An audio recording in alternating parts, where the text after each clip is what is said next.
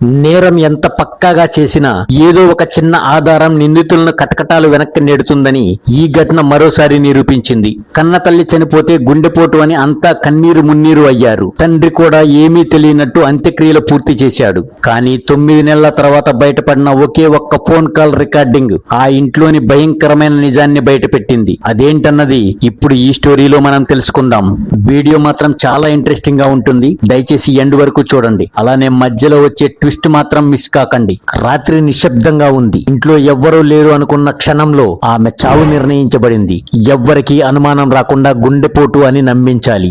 అంత్యక్రియలు కూడా పక్కాగా జరపాలి. కన్న కొడుకు కూడా అనుమానం పడకూడదు అని భర్త చాలా జాగ్రత్తగా ప్లాన్ చేశాడు. కానీ చివరికి ఒక్క ఫోన్ కాల్ రికార్డ్ మొత్తం నిజాన్ని బయటపెట్టింది. ఇది కృష్ణా జిల్లా పెనమలూరు ప్రాంతంలో జరిగిన నిజమైన నేర కథ. అక్రమ సంబంధానికి అడ్డు వస్తుందని భార్యను చంపిన భర్త కథ. విజయవాడ పోరంకి ప్రాంతానికి చెందిన ముక్కమల ప్రసాద్ చౌదరి బయటకు చూస్తే కుటుంబానికి అంకితమైన వ్యక్తిలా కనిపిస్తాడు. భార్య రేణుకాదేవి, వీరికి 2 పిల్లలు. కొడుకు నగేష్ లండన్ లో చదువుకుంటున్నాడు. కూతురు తేజశ్రీ హైదరాబాద్ లో సాఫ్ట్వేర్ ఉద్యోగం చేస్తుంది. ఇంట్లో అన్ని బాగానే ఉన్నట్టు అనిపించేవి. కానీ ఆ ఇంట్లో అడుగుపెట్టిన ఒక వ్యక్తి ఆ కుటుంబాన్ని నాశనం చేస్తుందని ఎవ్వరూ ఊహించలేదు. ఝాన్సీ అనే బ్యూటీషియన్ తరచూ ప్రసాద్ ఇంటికి వచ్చి వెళ్లేది. మొదట సాధారణ పరిచయం, తర్వాత మాటలు పెరిగాయి. మాటల నుంచి అనుబంధం నుంచి అక్రమ సంబంధం. భర్తలో వస్తున్న మార్పులు గమనించిన రేణుకాదేవి నోరు విప్పింది. ప్రశ్నించింది, గొడవపడింది. అక్రమ సంబంధాన్ని ఆపాలని ప్రయత్నించింది. కానీ అదే ఆమెకు శాపంగా మారింది. ఇంట్లో రోజు గొడవలు.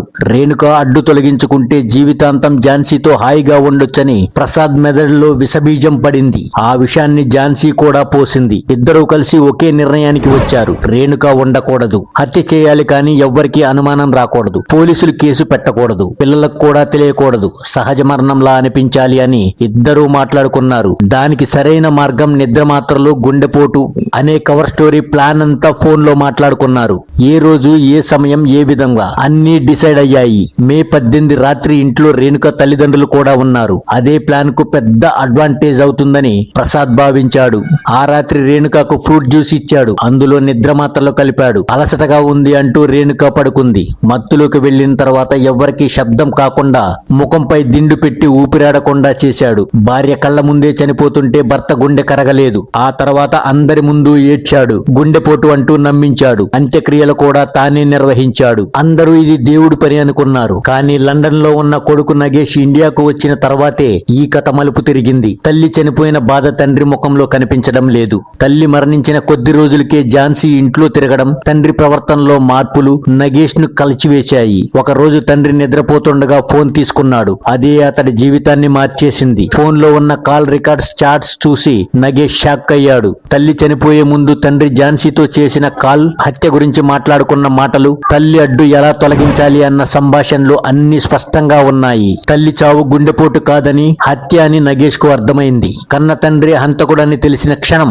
అతని గుండె ముక్కలైంది. కానీ నగేష్ వెనక్కి తగ్గలేదు. ధైర్యంగా పోలీసులను ఆశ్రయించాడు. ఫోన్ కాల్స్ రికార్డ్స్ ఆధారంగా ఫిర్యాదు చేశాడు. మొదట పోలీసులు కూడా అనుమానంగా చూశారు. 9 నెలల తర్వాత కేసా అని. కానీ కాల్ డేటా మొత్తం తిరిగేసిన తర్వాత నిజం బయటపడింది. ప్రసాద్ చౌదరి, ఝాన్సీ ఇద్దరిని అదుపులోకి తీసుకుని విచారించారు. మొదట అబద్ధాలు చెప్పినప్పటికీ సుదీర్ఘ విచారణలో అసలు నిజాన్ని ఒప్పుకున్నారు. రేణుకాకు నిద్రమాత్రలు కలిపిన జ్యూస్ ఇచ్చి దిండుతో ఊపిరాడకుండా చంపేసినట్లు తేలింది. పోలీసు విచారణలో నిజం బయటపడిన తర్వాత కేసు పూర్తిగా క్రిమినల్ కేసుగా మారింది. భర్త ప్రసాద్ చౌదరి, ప్రియురాలు ఝాన్సీ ఇద్దరు భారతీయ శిక్షా స్మృతి ప్రకారం హత్య కేసు నమోదు చేశారు. ఈ కేసు ప్రధానంగా ఐపీసీ సెక్షన్ 302 కింద హత్యా నేరం నమోదైంది. అంతేకాదు, ముందే ప్లాన్ చేసిన హత్య కావడంతో IPC section 120B criminal conspiracy section కూడా వర్తింపజేశారు. నిద్రమాత్రలు కలిపి మోసం చేసిన అంశం కారణంగా ఐపీసీ సెక్షన్ 328 కూడా చేర్చారు. పోలీసులు కోర్టుకు సమర్పించిన ఛార్జ్ షీట్ లో స్పష్టంగా పేర్కొన్నారు. ఇది సహజ మరణం కాదని, ముందే ప్రణాళికతో చేసిన చల్లని రక్తపు హత్య అని. ముఖ్యమైన సాక్ష్యాలుగా phone call records, digital chats, tower location data, నిద్రమాత్రల కొనుగోలు వివరాలు అన్ని కోర్టు ముందు ఉంచారు. ముఖ్యంగా కొడుకు నగేష్ ఇచ్చిన ఫిర్యాదు ఈ కేసుకు టర్నింగ్ పాయింట్ అయింది. కోర్టులో వాదనలు జరిగాయి. భర్త తరపు న్యాయవాది ఇది కుటుంబ వివాదం, అనుకోకుండా జరిగిన ఘటన అని వాదించిన ప్రాసిక్యూషన్ తరపు న్యాయవాది మాత్రం ఇది పక్కా ప్లాన్ చేసి హత్య అని స్పష్టంగా నిరూపించారు. అక్రమ సంబంధానికి అడ్డు వస్తుందని భార్యను తొలగించాలన్న ఉద్దేశం కాల్ రికార్డులో స్పష్టంగా ఉందని వాదించారు. కోర్టు అన్ని ఆధారాలను పరిశీలించిన తర్వాత ప్రసాద్ చౌదరి, ఝాన్సీ ఇద్దరిని దోషులుగా తేల్చింది. ఐపీసీ 302 సెక్షన్ ప్రకారం ప్రకారం జీవిత ఖైదీ శిక్ష విధించే అవకాశం ఉందని కోర్టు పేర్కొంది. సాధారణంగా ఈ సెక్షన్ కింద దోషిగా తేలితే జీవిత ఖైదీ లేదా మరణ శిక్ష కూడా విధించే అధికారం కోర్టుకు ఉంటుంది. అయితే కేసు పరిస్థితుల ఆధారంగా జీవిత ఖైదీ శిక్ష ఖరారు అయ్యే అవకాశం ఎక్కువగా ఉందని న్యాయ నిపుణులు చెబుతున్నారు. అలాగే ఐపీసీ 120B క్రిమినల్ కాన్స్పిరెన్సీ కింద